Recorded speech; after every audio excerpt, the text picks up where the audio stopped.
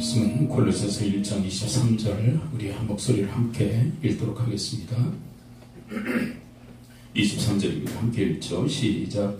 만일 너희가 믿음에 거하고 터 위에 굳게 서서 너희 들은 바 복음의 소망에서 흔들리지 않으면 그리하리라. 이 복음은 천하 만민에게 전파된 바요 나 바울은 이 복음의 일꾼이 되었노라. 아멘. 본문은 우리로 하여금 믿음에 거하고 있다면 그 믿음 그 위에 그 터 위에 굳게 설 것을 이야기를 하고 있습니다. 믿음 안에 거하고 있지 않은 성도들은 믿음 안에 거하라고 이야기하고 있고요. 또 믿음 안에 있다면 굳건하게 설 것을 이야기하는 거죠. 근데 본문에 보게 되면 왜 믿음의 굳건함, 그 굳셈을 이야기할까요? 자, 그 이유를 찾는 의미로 23절을 다시 한번 읽어보도록 합니다. 왜 믿음 위에 굳게 서라고 얘기할까요? 1장 23절 중반에 초점을 맞춰 다시 한번 읽어요. 시작. 만일 너희가 믿음에 거하고 터 위에 굳게 서서 너희 들은 바 복음의 소망에서 흔들리지 아니하면 그리하리라. 거기까지 읽고 답을 찾는다면 왜 믿음에 굳게 서라고 얘기할까요? 흔들리지 않기 위해서입니다. 우리의 믿음을 흔드는 세력들이 있다라고 이야기합니다. 특별히 골로새서 2장을 보면 여러 가지 사상들 또 여러 가지 세력들이 우리의 믿음을 흔들어 댄다라고 얘기합니다. 그런데 그런 흔드는 세력으로부터 믿음을 지키기 위해서는 믿음에 더욱더 굳건함을 가져야 할 것을 이야기를 하고 있는 것이죠. 그렇다면 우리가 믿는 믿음의 대상은 도대체 무엇일까요? 오늘 본문에 바로 그 믿음의 대상도 나와 있습니다. 우리 마저 읽으면 후반에 믿음의 대상이 기록되어져 있습니다. 23절 다시 읽어봐요. 후반에 이제는 초점을 맞춥니다. 시작. 만일 너희가 믿음에 거하고 터 위에 굳게 서서 너희 들은 바 복음의 소망에서 흔들리지 않으면 그리하리라. 이 복음은 천하 만민에게 전파된 바요 나 바울은 이 복음의 일꾼이 되었노라. 우리가 무엇을 믿는 거죠? 그 어떤 단어보다 더 많이 반복된 단어 하나가 있죠. 그건 바로 복음입니다. 우리가 믿는 믿음의 내용은 바로 복음인 줄을 믿습니다. 좀 더 크게 성경적으로 확대해서 얘기한다면 말씀을 믿는 거고 하나님을 믿는 거죠. 맞습니다. 그런데 골로새서 1장 23절에서는 좀 국한해서 얘기할 때 우리는 복음을 믿어야 되고 복음 그 터 위에 우리가 굳세게 세워져야 될 것을 이야기합니다. 그러니까 이것이 혼용되어져 있는 거예요. 믿음 위에 선다는 거 그리고 복음 위에 선다는 거 이것은 동일한 것임을 이야기합니다. 왜 그럴까요? 우리가 믿는 믿음의 대상은 바로 복음이기 때문에 그래요. 그렇다면 복음은 뭘까요? 복된 소식입니다. 그럼 복된 소식은 무엇이죠? 바로 예수 그리스도이신 줄을 믿습니다. 자, 함께 한번 따라서 고백해 볼까요? 복음은 예수 그리스도이다. 왜 복음이 예수 그리스도인가? 이 내용을 우리에게 이야기하고 있는 것이 바로 이 골로새서 1장 내용입니다. 우리 고린도서 13절을 함께 읽어볼까요? 예수 그리스도가 복음이라면 그 그리스도 예수를 통해서 우리에게 어떤 일들이 일어난 것일까요? 골로새 1장 13절 한번 우리 한 몇 주 전에 살핀 내용인데요. 다시 한번 읽어봅니다. 13절 다시 한번 읽어요. 시작. 그가 우리를 흑암의 권세에서 건져내사 그의 사랑의 아들의 나라로 옮기셨으니. 여러분 우리를 사망에서 건져내서 하나님 나라로 옮겨주신 분이 바로 우리 주 예수 그리스도신 줄을 믿습니다. 어떻게 그런 일들이 일어났을까? 14절 한번 볼까요? 14절 바로 이 행위를 통하여 이 그리스도의 공로를 통하여 우리가 하나님 나라 옮겨졌다고 14절 함께 읽어봅니다. 시작. 그 아들 안에서 우리가 속량 곧 죄사함을 얻었도다. 우리는 다 죄인입니다. 그 죄 때문에 사망의 그늘 아래 있었죠. 근데 그 죄를 그리스도께서 십자가에서 피 흘려 사해 주심으로 우리의 죄를 용서해 주심으로 하나님 나라 사랑의 아들의 나라로 옮겨지는 역사가 일어나게 되어진 줄 믿습니다. 근데 뭘 믿는 거예요? 이걸 믿는 거예요. 그 아들 예수 그리스도의 피가 우리의 죄를 씻어주시는 줄을 믿을 때 우리는 사랑의 아들의 나라로 이미 옮겨진 존재들이 된 줄을 믿습니다. 이미 옮겨졌고 우리가 육신의 수명이 다 끝나고 죽게 되면 우리의 영혼을 하나님께서는 하나님 나라로 옮겨주실 줄 믿습니다. 어느 기독교 가정에 한 아이가 이제 시한부 인생 판정을 받게 되었습니다. 이제 아주 중증 병이 걸려서 이제 몇 년 못 산다는 이야기를 듣게 돼요. 근데 그 아이의 마음속에는 이루 말할 수 없는 두려움이 있게 됩니다. 난 이제 몇 날 지나면 죽게 된다. 그 죽음의 공포가 어린아이에게 엄습합니다. 그리고 그 죽음의 두려움에 대해서 엄마 아빠한테 이야기를 해요. 엄마 아빠 나 죽어? 내가 너무 두려워. 너무 무서워. 그 이야기를 하는 거예요. 그때 아버지가 이런 이야기를 합니다. 얘야, 네가 어느 날 거실에서 TV를 보다가 잠이 들 때가 있지. 근데 아침에 일어나면 어디서 눈을 뜨지? 제 방에서 눈을 떠요. 그렇다면 어떤 일이 일어나는지 알겠지? 아빠가 너를 번쩍 안아 네 방으로 옮겨준 거야. 죽음이라는 것은 바로 그와 같은 거야. 잠자는 것 같은 거야. 예수 그리스도를 믿는 자들은 이 땅에서 죽어. 그런데 아빠가 너의 몸을 들어 네 방으로 옮겨준 것처럼 너의 영혼을 하나님께서 품에 안으시사 하나님 나라로 옮겨주실 거야. 근데 그 이후에 그 아이는 무슨 말인지 알아듣고 믿음을 갖고 이제 죽음에 대한 두려움과 공포 대신에 천국을 소망하며 살다가 주님의 부르심을 받았다는 이야기입니다. 여러분, 이 이야기는 그 아이에게만 적용되어지는 내용이 아니라 이 주 예수 그리스도를 믿는 자들에게 다 임하는 하나님의 은혜인 줄을 믿습니다. 우리도 다 그 아이와 같이 죽게 될 거예요. 죽음의 그 순간 우리의 영혼을 주님께서 품에 안으시사 하나님 나라를 옮겨주실 것입니다. 잠시 잠깐의 고통은 있겠죠. 죽음의 고통이 있어요. 육신이 죽을 때 고통이 있습니다. 그렇지만 그것은 잠시 잠깐이요. 우리가 눈을 떴을 때 우리는 하나님의 나라, 우리 주 예수 그리스도께서 계시고 하나님 아버지가 계시며 우리 믿음의 선진들이 있는 그 하나님 나라에서 눈을 뜨게 될 것이에요. 우리보다 먼저 믿고 주의 부르심을 받았던 우리 가족들, 그리고 친척들을 그곳에서 깊은 낯으로 만나게 될 것입니다. 이것이 바로 복음이에요. 누구를 통해서 이런 복음의 역사가 우리 가운데 일어난 것일까요? 바로 우리 주 예수 그리스도입니다.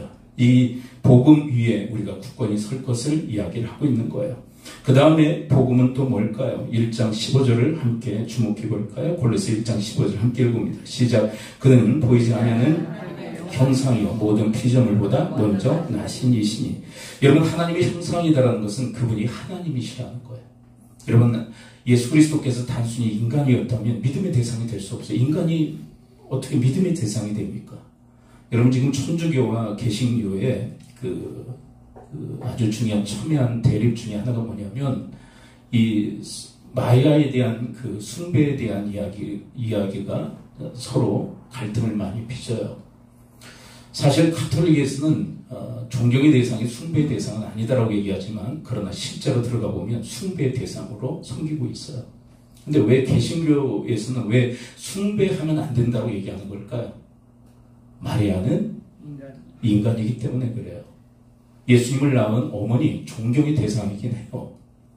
그런데 가톨릭에서는 신적 권위를 부여하려고 그래요. 자꾸 마리아에게. 그러나 마리아는 신적 존재는 아니죠. 그런데 오늘 본문에서 예수 그리스도를 뭐라고 표현하고 있습니까? 하나님의 형상. 그분은 바로 하나님이신 줄을 믿습니다.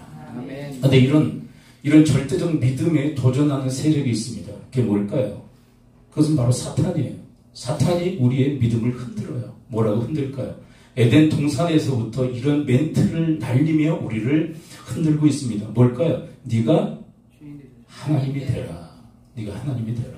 선악과 먹으면 하나님같이 된다라고 속이면서 이 아담과 하와를 유혹하는 모습을 보게 되죠. 근데 지금도 여전히 지금 이 시대에도 사탄은 그 똑같은 멘트를 날리며 우리를 속이고 있어요. 우리의 믿음을 흔듭니다. 근데 그 사탄의 속임수에 얼마나 많은 사람들이 넘어간지 몰라요. 그래서 이 땅에서 자기가 하나님 노릇하며 살아갑니다. 이런 말이 있어요. 모든 사람들이 하나님의 뜻대로 살아갑니다.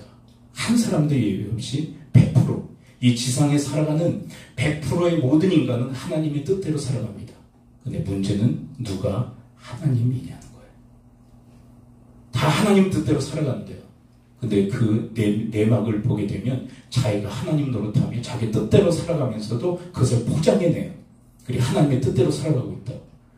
맞아요. 말은 맞아요. 자기가 하나님 노릇하면서 자기 뜻대로 살아가니까 하나님의 뜻대로 살아가는 거예요. 자기가 하나님이니까. 그런데 여러분, 예수 그리스도가 우리의 하나님이신 줄을 믿습니다. 신적 존재임을 이야기하며 그분을 우리는 믿고 그분을 하나님으로 섬겨야 될 것을 우리에게 말씀하고 있는 거예요. 이 믿음 위에 굳건히 서실 수 있게 되기를 축원을 드립니다. 아멘. 그렇다면 계속되어지는 말씀을 통하여 예수 그리스도는 어떤 분인지 함께 또 들어볼까요? 골로새 1장 17절 함께 읽습니다. 17절 시작. 또한 그가 만물보다 먼저 계시고 만물이 그 안에 함께 섰느니라. 만물보다 먼저 계셨기에 그 만물이 주님 안에서 세워졌다 이렇게 이야기합니다. 이것은 무엇을 의미하느냐면 18절을 보면 정확히 그 의미를 알 수 있어요. 만물 전에 계셔서 만물을 창조하셨습니다 라고 이야기를 하고 있는 거예요. 그래서 18절을 함께 볼까요? 18절을 함께 봅니다. 16절 넘어가고요. 골로새 1장 18절 함께 봅니다. 시작. 그는 죄송합니다.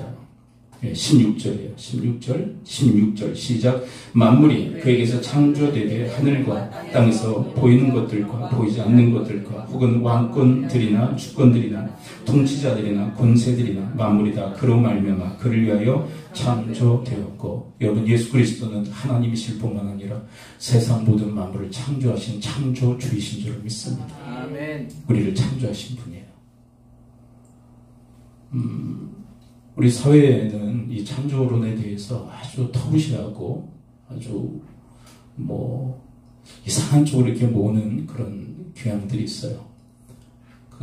몇 주 전인가요? 안창호 그분에 대해서 이제 청문회를 열었었죠. 거기서 아주 참 첨예하게 대립되어지는, 그분은 이제 하나님께서 이 땅을 그 모든 만물을 창조하셨다는 믿음을 갖고 있는 거예요.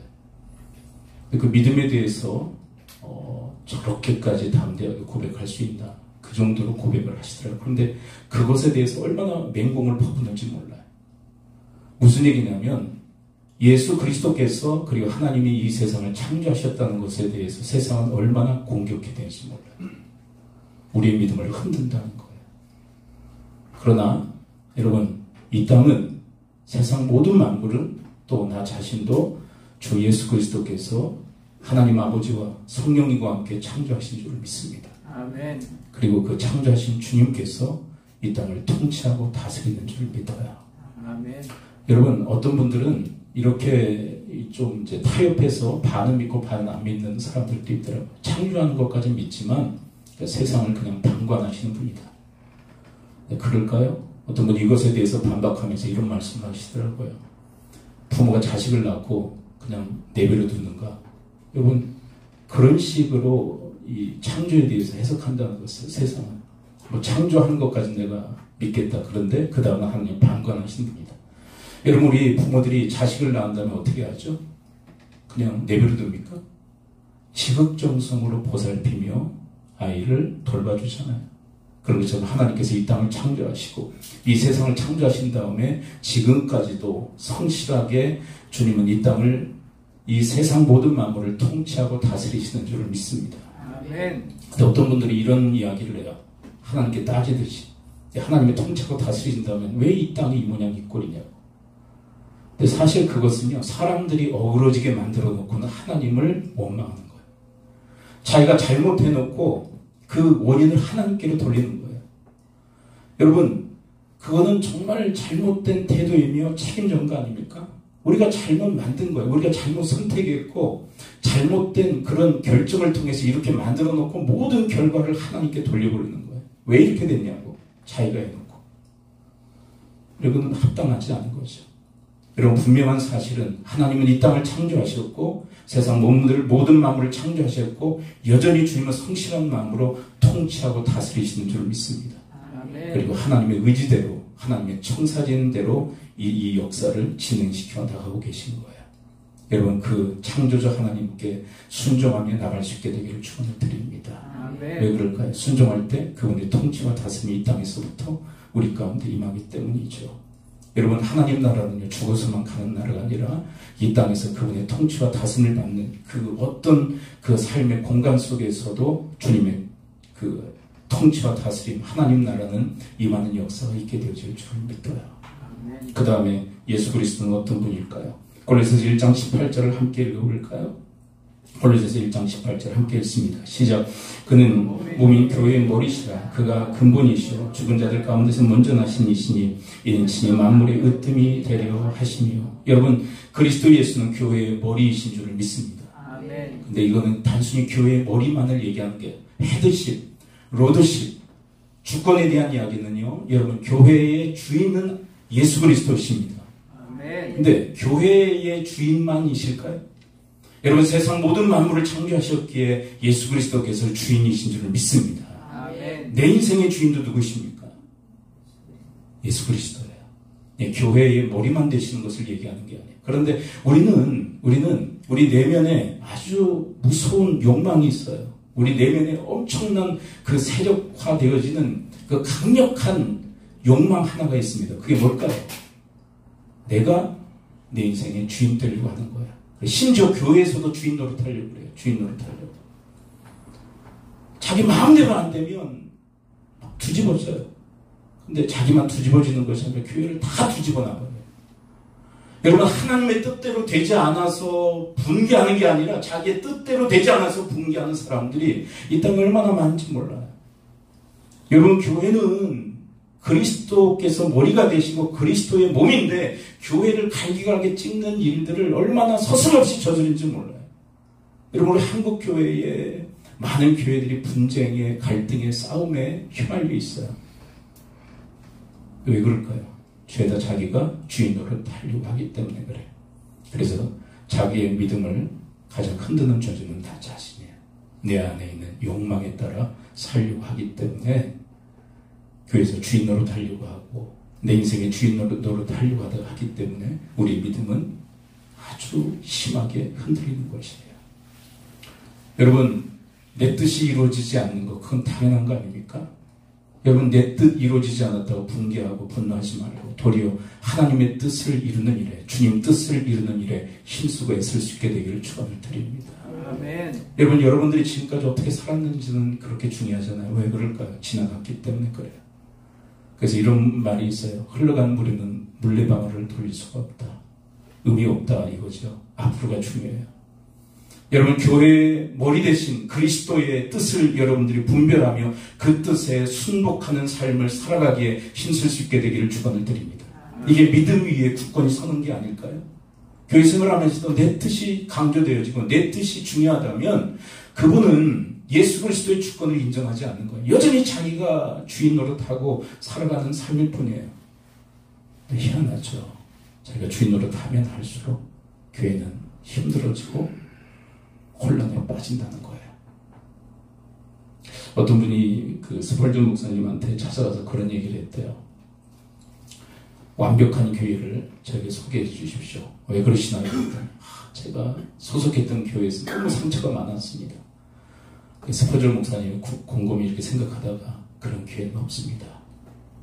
여러분, 이 땅에 완벽한 교회가 있을까요? 여러분, 불완전한 사람들이 모여서 교회를 이루는데 교회가 완벽할 리가 없죠. 근데 스펄전 목사님 그분들이 가려고 할 때 이런 얘기를 했대요.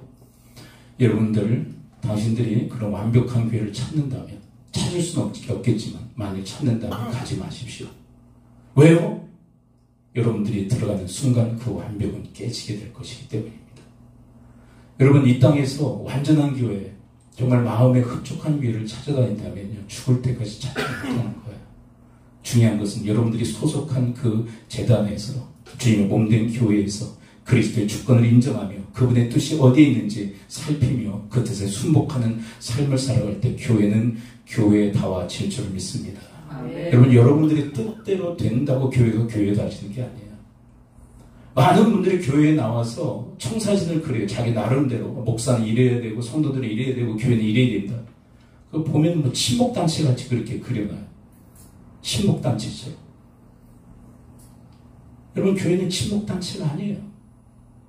친목단체는요, 다 자기가 중심이 됩니다. 자기 유익을 위해서 가입했다가 유익이 없으면 가차없이 탈퇴해버립니다.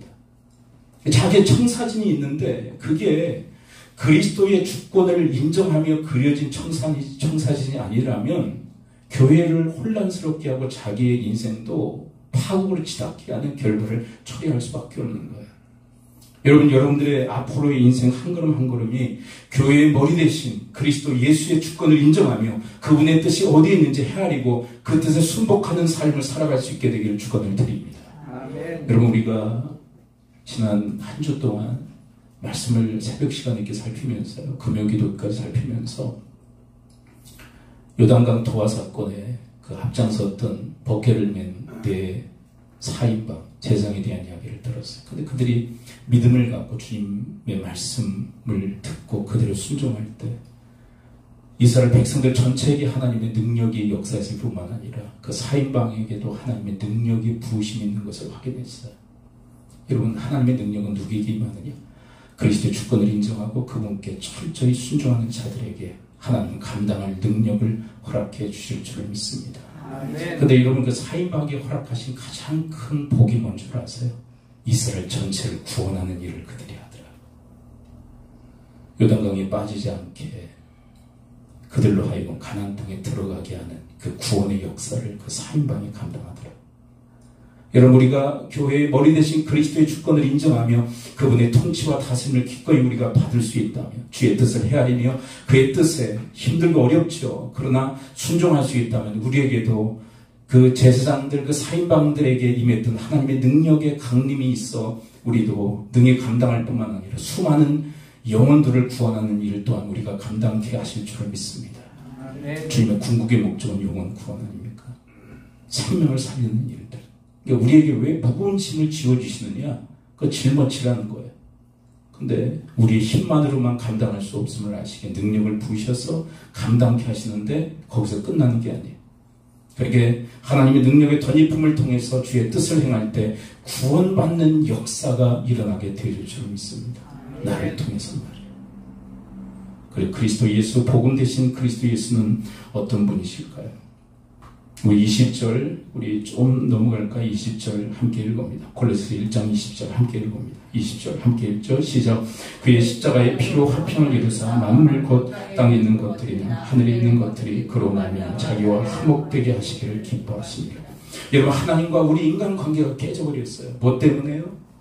죄 때문에 깨져버렸어요. 근데 그 죄를 해결해 주신 분이 계신데 그분이 바로 예수 그리스도시고요. 그리스도께서 그 죄를 해결하시기 위해서 십자가에서 피를 흘려주신 줄을 믿습니다. 그 십자가의 피로 죄가 사함받아 하나님과 우리 관계가 다시 회복되어진 줄을 믿습니다. 회복된 관계를 뭐라고 얘기해요? 화평이다, 화목이다, 평화다라고 고백하고 있는 거예요. 여러분, 우리가 예수 그리스도 믿음으로 하나님과의 관계가 회복되어진 줄을 믿습니다. 이에 대해서 좀 더 자세히 설명합니다. 21절을 볼까요? 우리가 이렇게 화평하기 전의 상태를 이야기하죠. 골로새 1장 21절 함께 읽어봅니다. 시작. 전에 악한 행실로 멀리 떠나 마음으로 원수가 되었던 너희를. 여러분, 악한 행실은 뭐죠? 죄입니다. 근데 그 죄 때문에 하나님과의 관계가 어떻게 됐다고요? 멀리 떠났다라는 것은 단절됐다, 끊어졌다는 얘기예요. 그러니까 단순히 거리상 이야기를 하는 것이 아니라 하나님과의 관계가 끊어져 버린 거예요. 그래서 하나님과 어떤 관계? 원수된 관계였어요. 그래서 우리가 전에 살폈던 에베소서에서는 심판의 그런 대상이었다고 얘기를 해요. 그런데 이제는 어떻게 되었을까요? 1장 22절 그리스도 예수의 피로 어떻게 되었나요? 1장 22절 함께 읽습니다. 시작. 이제는 그의 육체의 죽음으로 말미암아 화목하게 하사 너희를 거룩하고 흠없고 책망할 것이 없는 자로 그 앞에 세우고자 하셨으니. 여러분, 그리스도의 죽음으로 그리스도의 피로 우리의 죄를 다 씻으시고 사해 주심으로 어떻게 만드셨다고요? 거룩하고 흠없고 책망할 것이 없는 자로 하나님 앞에 우리를 세우신 줄을 믿습니다.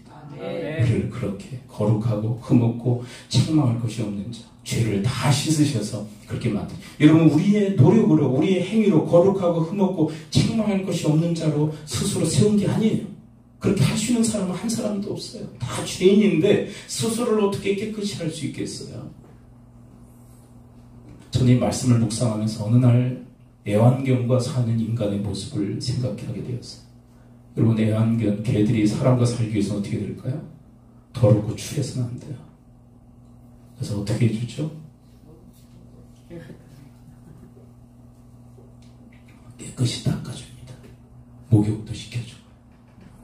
사람들이 목욕하는 만큼 그 수준으로 아이들을 목욕시킵니다. 그리고 어떻게 하죠? 산책 갔다 오면 그냥 그 더러운 발로 집안에서 같이 살게 할까요? 발도 닦아줍니다. 아주 깨끗하게. 요즘은 아내가 제가 바쁜 걸 알아가지고요. 아내가 산책도 많이 시키고 발도 많이 닦아줘. 근데 저는 그 전담을 제가 했었어요. 근데 요즘은 막내가 또 그 애완견에게 관심 기울이고 많이 또 산책도 시키더라고요.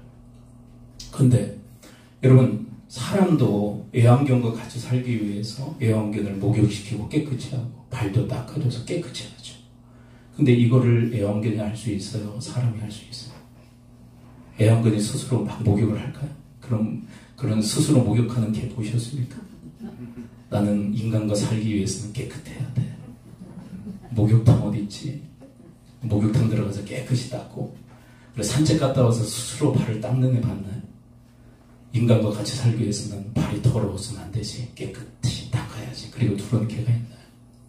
저는 지금까지 살아오면서 스스로 깨끗하게 하는 개는 한 번도 본 일이 없습니다. 그거 누가 다 해주죠? 사람이 그렇게 해줌으로써 같이 사는 거예요. 여러분, 하나님 아버지께서 우리와 함께 사시기 위해서 우리를 거룩하고 흠없고 깨끗하게 하신 줄 믿습니다. 물로 하신 게 아니라 그리스도의 피로 우리를 다 씻어주시고 하나님과 관계를 회복시키시고 하나님께서 우리와 함께 사시는 줄 믿습니다. 아멘. 그러기 위해서 예수 그리스도를 십자가에 허용하셨다라고 이야기를 하시는 거예요. 근데 여러분, 이 말씀을 보면요, 그 일을 주님은 기뻐하셨다라고 얘기를 해요. 하나님께서 기뻐하셨다. 여러분, 엄청난 희생이며 그리고 헌신이죠. 하나님 편에서 헌신이에요. 왜? 아들을 주는 것이기 때문에. 그리스도의 피를 다 흘리는 것이기 때문에. 여러분, 아들을 잡는다는 게 그게 쉬운 일입니까? 누군가를 살리기 위해서. 그 불가능한 일이에요. 근데 하나님이 그 일을 단행하신 거예요. 여러분, 옛날에 최근에 그걸 모티브로 해서 영화도 제작이 됐는데요. 그 매 맞는 모습이라는 게 있어요. 매 맞는 모습. 그러니까 주인의 아들이 잘못하면 이제 그게 요즘 그 넷플릭스의 그 영화로 지금 올라와 있는 그 장면의 앞부분에 나와 있어요. 매 맞는 모습. 옛날에 우리 조선시대에는 매 맞는 모습이 있었대요. 주인의 아들이 잘못하면 누가 매를 맞아요? 모습이 매를 맞네. 그러니까 죽어나가는 거예요. 아니, 아들이 잘못했으면 아들을 매를 때려야 되는데 아들을 경각시키기 위해서 매 맞는 모습을 둬서 매를 맞는 거예요, 대신. 근데 여러분, 예수 그리스도는 이것을 완전히 뒤집으신 줄을 믿습니다. 매를 맞을 수밖에 없고 죽을 수밖에 없는 우리를 위해서 하나님의 아들이신 예수님께서 매를 맞으셨는데 그 매가 바로 십자가예요. 우리 대신 십자가의 매를 맞으심으로 그곳에서 흘리신 피로 우리의 죄를 다 사하셔서 거룩하고 흠없고 책망할 것이 없는 자로 하나님 앞에 우리를 세우신 줄 믿습니다. 아멘. 이것을 믿는 자에게 이 사죄의 은총과 하나님과의 관계의 회복의 역사가 있게 되었을 줄 믿습니다. 아멘. 그래서 회복된 자들마다 하나님은 뭐라고 부릅니까? 아버지라고 부릅니다. 아버지. 여러분, 불신자들에게 하나님을 아버지라고 부르라고 그러면요, 아주 질색합니다. 말을 못해요. 따라서도 못해요. 왜요? 아버지가 아니기 때문에 그래요. 여러분, 실제로 여러분, 우리 아이들 이렇게 다닌다. 야, 나를 아버지라고 불러봐. 그러면 무슨 아버지라고 그래? 미쳤나 그러지. 그렇죠? 아버지가 아니니까 아버지 해봐. 그러면 아버지라고 누가 불러요? 그렇죠? 그랬다 난 옆에 아버지 뒤집어지죠. 미쳤나? 오늘 제 막내가 어릴 때인데요. 제 말을 이제 배울 때인데 유아실에 이렇게 들어가 있는데 다른 집사님 보고 엄마 했다가 얼마나 두드려 맞았는지. 네. 이 새끼가 누구 보고 엄마래. 아무나 엄마 아빠라고 얘기하는 게 아니에요. 여러분, 진정으로 관계가 회복된 자들만이 하나님을 아버지라고 부르는 게 되는 줄 믿습니다. 아멘. 이게 보증이에요. 아버지라고 부르는 게 성령의 보증이라고. 네. 성령님께서 네가 하나님 자식이 되었음을 보증하시는 거예요. 하나님 자식이 되었음. 자연스럽게 그렇게 고백하는 거예요. 그런데 이런 믿음의 골로새 교회를 세우기 위해서 사도 바울이 무엇을 했을까요? 이제 결론입니다. 골로새 1장 23절 우리 다시 본문으로 돌아왔어요. 사도 바울이 한 게 뭘까요? 골로새 교회 성도들 믿음의 굳건히 세우기 위해서 한 일이 뭘까요? 거기에 주목해야 됩니다. 골로새 1장 23절 함께 읽어봐요. 시작. 만일 너희가 믿음에 거하고 터 위에 굳게 서서 너희 들은 바 복음의 소망에서 흔들리지 않으면 그리하리라. 이 복음은 천하 만민에게 전파된 바요 나 바울은 이 복음의 일꾼이 되었노라. 일꾼이 되었다는 거, 복음의 일꾼이 되었다는 거 지금 뭘 전하고 있다는 거예요? 복음 전하. 누구에게 지금? 골로새 교회의 성도들에게 전하고 있는 거예요. 그리고 천하 만민에게 전하고 있는 거예요. 근데 지금 특정하고 있죠. 누구에게 전하고 있어요? 골로새 교회에 뭘 전해요? 복음을 전하고 있는 거예요. 왜요? 믿음에 굳게 세우기 위해서. 여러분들이 믿음에 굳게 세워지기를 원하십니까? 그렇다면 복음을 들으시기를 축원드립니다. 근데 여기에 또 하나의 중요한 메시지가 담겨져 있어요. 여러분들이 복음을 듣고 구원을 얻어요. 하나님과의 관계가 회복됐어요. 사망의 권세에서 아들의 나라로 다 옮겨졌어요. 그런데 우리가 시간이 지나면 지날수록 우리는 망각하는 존재, 잊어버려요. 자꾸 잊어요. 복음을 잊어요. 나를 감격하게 하고 환희에 차게 했고 기쁨에 몸부림치게 했던 그 복음을 잊어버려요. 그래서 어느 순간 복음에 대한 감격도 환희도 기쁨도 사라진 채 무력한 존재로 살아갈 때가 있어요. 왜 그럴까요? 잊어버리기 때문에. 그러므로 여러분 복음을 다시 들으시기를 축원드립니다.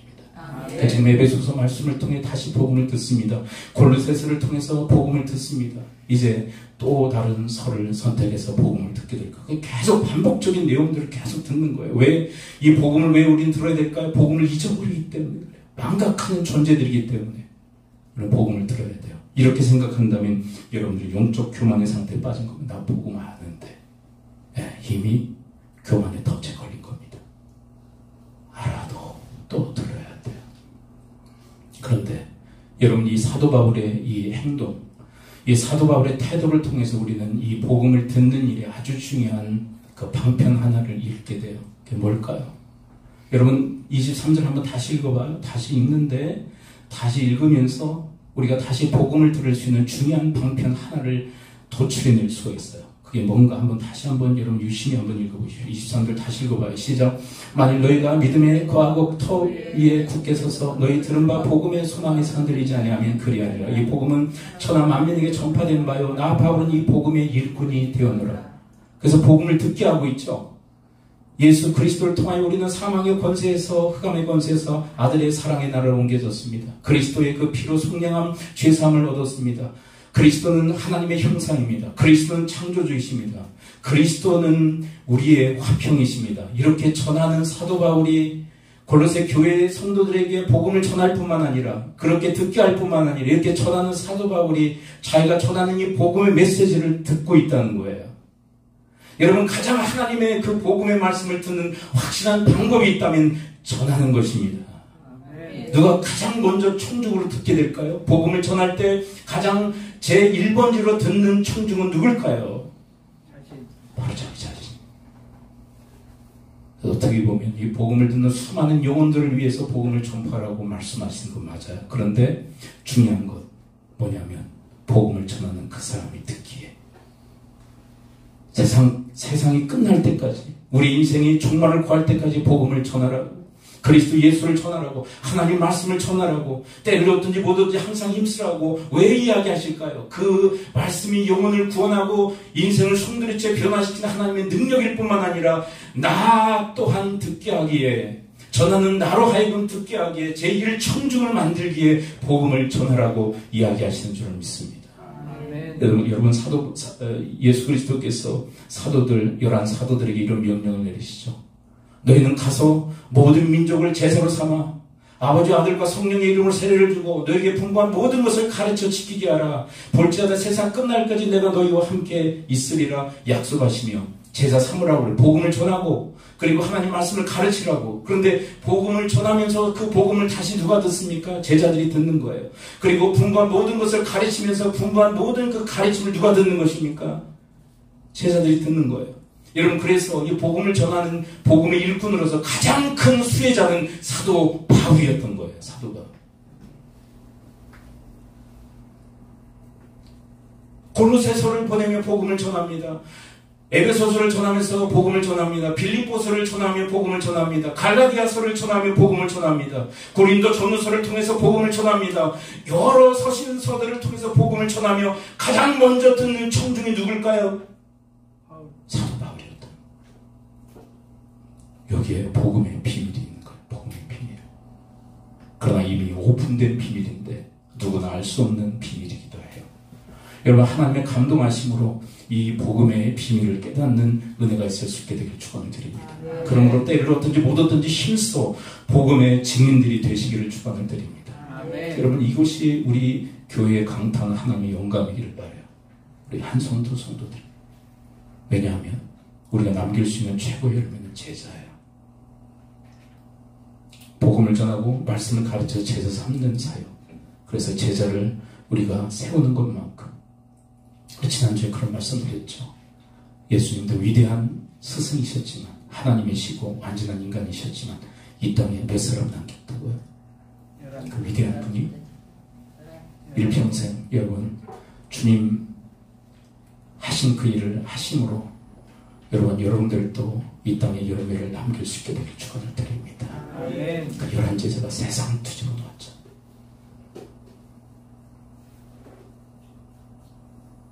여러분, 뭐하러 지금 신앙생활 하십니까? 일을 위한 거 아니에요? 일을 위해서. 그냥 나 하나 잘 먹고 잘 살기, 그거는 세상의 논리고 세상의 사상이죠. 어떤 분이 그러더라고요. 좀 속된 표현으로 좀 거친 표현입니다. 그거 다 개나 줘라 그러더라고요. 개나 줘라. 쓸데없다는 거예요. 여러분, 이 땅에서 명예, 이 땅에서 출세, 이 땅에서의 부귀 영화, 근데 주님은 우리를 만나셨을 때 그걸 찾지 않으신다는 거예요. 열매를 찾으셔요. 열매인님. 여러분, 한 열매라도 제대로 맺고 주님 앞에 서는 여러분과 제가 되어지기를 축원을 드립니다. 근데 희한하죠. 제자 삼다 보면 내가 제자가 돼요. 이 희한한 영적인 원리. 그러니까 이런 거예요. 그런 얘기 있잖아요. 자식을 낳아 키우면 같이 큰다고. 이 철없던 사람들도 자식을 낳아서 키우다가 같이 성장한다고. 키우다 보니까 키우면서 자기가 같이 크는 거. 여러분, 이 원리를 우리에게도 적용하시기를 원하시는 거예요. 이 시대에 여러분, 이 부르심에, 이 복음의 일꾼의 부르심에 합당하는 여러분과 제가 되시기를 축원을 드립니다. 아멘. 여러분, 하나님의 뜻을 품고 여러분들이 행하려고 하면 하나님은 길을 열어주세요. 안 하려고 하니까 길이 안 보이고 열리지 않는 거죠. 하나님은 하나님의 일을 하겠다고 그러는데 왜 길을 왜 안 열어주시겠어요? 기쁨으로 열어주시지. 여러분, 일에 헌신된 주님의 사람들 되어지기를 축원을 드립니다. 그럼 어떤 분은 이런 질문을 하시는 분도 계실 거예요. 그러면 목사님, 저는 뭐 이렇게 매칭해주는 사람도 없고, 근데 그렇게 생각하면요, 이거는 이제 제자 훈련을 특정시켜버리는 것밖에 안 돼요. 뭐냐면, 여러분, 제가 추석 주간에 이렇게 깨달았던 중요한 하나님의 메시지가 뭐냐면, 모든 사람들, 모든 만민이라고 되어 있는 것은 자민족, 타민족 뿐만 아니라 우리가 만나는 모든 사람들이 제자 삼는 대상이에요. 누구를 만나고. 내가 어떻게 사느냐가 우리 주변에 있는 사람들에게 미치는 영향력이 있어요. 난 모든 사람들을 제자 삼는다고 생각한다면 우리의 삶의 일거수일투족은 깨어있게 되죠. 목사님, 나한테는 영혼을 안 맡겨주셔. 왜요? 여러분들 주변에 있는 수많은 영혼들을 하나님이 여러분들에게 맡겨주셨다. 여러분들의 가족을 여러분에게 맡겨주셨습니다. 우리 성도들을 여러분들에게 맡겨주셨습니다. 여러분들 직장 생활을 하는데 직장의 그 동료들이 여러분들의 제자 삼는 대상인 줄을 믿습니다. 아멘. 함부로 할 수 없는 거죠. 왜요? 저 사람 구원해야 되고 저 사람 제자 삼아야 되겠다. 함부로 대할 수 없는 거죠. 여러분, 심지어 바로 왕 앞에 섰던 야곱을 기억하시나요? 여러분, 바로 앞에 선 야곱을 기억하시나요? 그 노인이 당당하게 하게 바울 앞에 섭니다. 그리고 하나님의 말씀을 선포합니다. 누구에게? 바로도 제자 삼고 있는 거예요. 아멘. 아멘. 여러분 고위 뭐 직이나 뭐 상관없는 거예요. 남녀노소 상관없는 거예요. 하나님은 모든 민족, 모든 사람을 제자 삼으라 주님은 이야기하시는 거예요. 여러분들을 통하여 복음이 전파되어지고 여러분들을 통하여 하나님 말씀이 관통하여 전달되어진 역사들이 끊임없이 일어날 수 있게 되길 축원드립니다. 그리고 이제 특정한 사람들이 생기게 될 거예요. 주역해서. 예수님도 사실은 군중들을 대상으로 해서 사역하시고 막 그러시다가 특정하잖아요. 12제자. 근데 이거는 이런 표현을 써도 될까 조심스럽긴 한데 한 명 탈락했잖아. 주님도 내게 위로가 되네. 그 완전하신 분이 근데 누구 잘못이에요 지금? 잘못을 따질 때 제대로 들어가야 돼요. 유다 잘못이에요. 유다가 선택을 그렇게 했기 때문에 주님은 그래도 최선을 다해서 유다를 섬겨주셨고 그를 돌봐주셨지만 그가 배신한 거죠. 말씀의 결론을 맺습니다. 여러분 복음 위에 굳게 서는 것이 믿음 위에 굳게 서는 거예요. 근데 나로 하여금 그렇게 굳게 세우시기 위해서 복음을 듣게 만들고 계셔요. 근데 최고의 방법은 뭐라고요? 내가 전함으로 내가 들을 수 있다는 것. 기가 막힌 주님의 원리예요. 기도하죠. 이 시간 우리 함께 말씀 붙들고 기도하기로 합니다. 하나님 저희들을 도와주시어서 사도 바울처럼 복음의 일꾼 되어 천하 만민을 향하여 복음을 전하며 내가 만나는 사람들, 가족들, 성도들 그리고 직장 동료들을 향하여 내 사회생활을 하면서 내 주변에 있는 사람들을 제자 삼는 그런 사역 감당하여 그들에게 복음을 전하고 그들에게 하나님 말씀을 전하여 가르치게 함으로 제자 삼는 자들 되어 무엇보다 내 자신이 복음을 듣는 자 되게 해달라고 그래서 믿음의 굳건히 저희들 자신이 세워질 수 있도록 이끌어달라고 우리 합심 통성으로 주님 앞에 기도하며 나가도록 하겠습니다. 아버지 하나님 오늘 말씀해 주신 감사를 드립니다. 복음이 저희들을 믿음에 굳게 서게 하시는데 아버지 하나님 그 복음의 말씀을 저들이 듣게 하여 주옵소서. 아버지 하나님 전하여 다른 사람 듣게 하고 나 자신이 먼저 제 일을 청중이 되게 하여 주시옵소서. 이 일을 위해서 모든 사람들을 제자 삼으라 하셨는데 아버지 하나님 특정하지 아니하고 모든 사람들을 대상으로 하여 제자 삼게 하시고 예수님이 12제자를 특정하여 그들을 제자 삼은 것처럼 저희들에게도 하나님 아버지 특정하여 제자 삼을 수 있는 그런 영광을 또한 허락하여 주셔서 저희들의 생애 마치는 그날까지 주님을 위한 이 삶의 행보를 내디딜 수 있도록 주여 도우시고 인도하여 주시옵소서. 주여 붙들어 주옵소서. 아버지 하나님 오늘 말씀해 주시니 감사를 드립니다. 믿음 위에 굳게 서야 할 이유 흔들리지 않기 위함인 줄 믿습니다. 저들이 그렇게 하기 위해서는 복음을 들어야 하는데 계속 들어야 되는데 가장 최상의 방법은 복음을 전하는 일인 줄을 믿습니다. 복음을 전하여 제1 청중으로 제가 듣게 하여 주시사 저희들 믿음이 더욱더 일치월장하게 하시고 굳건하게 세워지게 하옵소서. 그리고 그렇게 사도 바울이 복음을 전해 골로새 교회의 성도들을 굳건히 세운 것처럼 저희들도 바로 그런 역할 감당케 하옵소서. 여러분들 아픈 부에 손을 얹으십시오. 그리고 한 분 가슴에 품으시고 손을 얹으십시오. 내가 주 예수 그리스도의 이름으로 명하노니 모든 질병의 세력은 이 시간부로 다 묶임을 받고 떠나갈지어다. 고침 받을지어다. 강건의 복이 임할지어다. 예수 그리스도의 이름으로 축복하며 기도합니다. 아멘.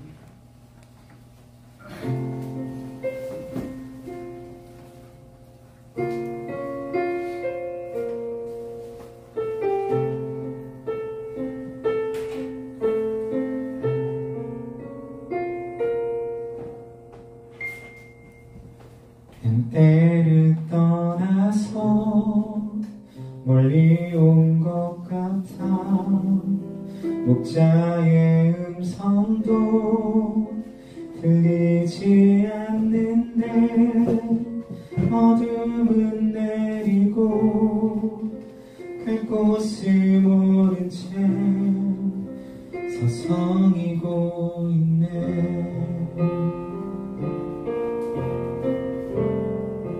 목자의 음성이 실어 멀리 왔는데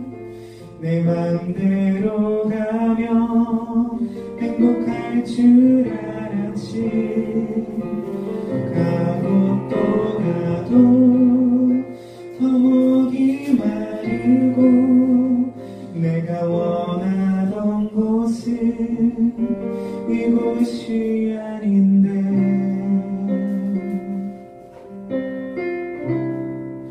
돌아갈 수 있을까?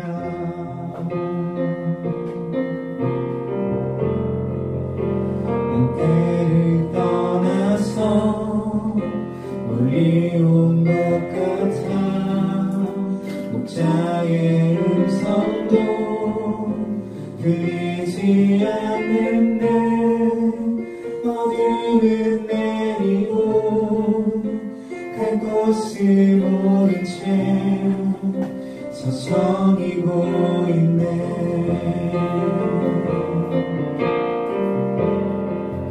너무 오랜 시간이 헤맨 것 같은데 목자는 나를 잊었을 것 같은데 내가 있는 곳에서 힘껏 소리쳐봐도 너무 멀리 있어 들리지 않겠지.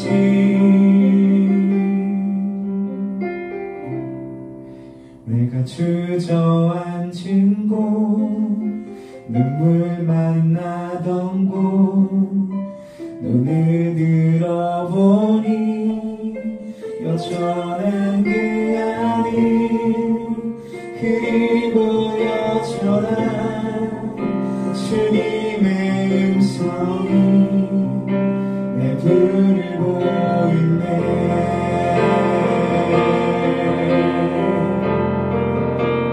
내가 아무리 먼 길에 왔어도 여전히 나는 주님 품 안에 있고 헤매던 시간이 아무리 길어도 돌아가는 길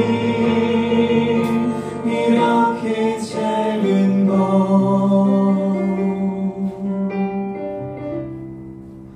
그 품 안에 살림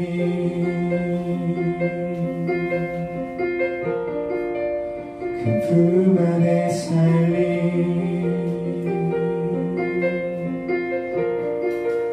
그 품 안에 살림.